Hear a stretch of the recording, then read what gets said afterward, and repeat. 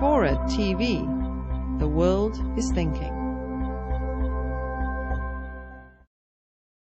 The proportion of GDP that goes to healthcare, is that overallocated?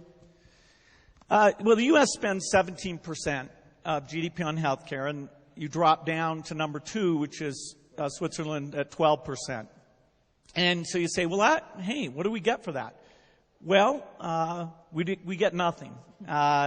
The health outcomes, which are complicated to compare, but the health outcomes are basically slightly worse, both in terms of averages and the inequity. Our bottom quartile is very ugly compared to all other rich countries' bottom quartile.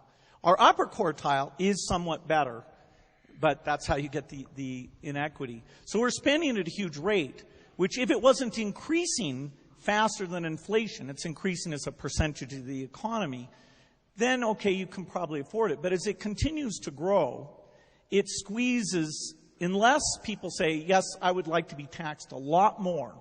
And most states have these supermajorities that are required to do that, and it's not likely, and it's not clearly a good thing either.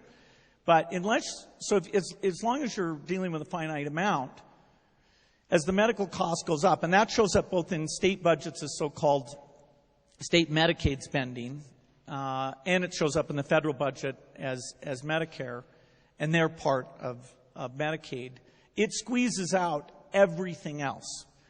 So right now what you see is it's squeezing higher education. You're raising tuitions at the University of California as rapidly as they can. And so the access that used to be available to the middle class or whatever is just rapidly going away. That's a trade-off society is making because of very, very high medical costs and a lack of willingness to say, is spending $1 million on that last 3 months of life for that patient, would it be better not to lay off those 10 teachers and to make that trade-off in medical costs? But that's called the death panel, and you're not supposed to have that discussion. So of course, that's an interesting thing you just said, which is just the last 3 months in life for one person or something, because we haven't had a discussion of how to allocate that money. It means we lay off 3 teachers to do so.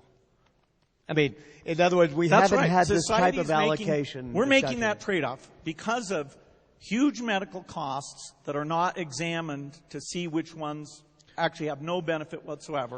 And because of pension generosity, we will be laying off over 100,000 teachers, which, I'm very much against that. And the whole AFT will agree with me on that.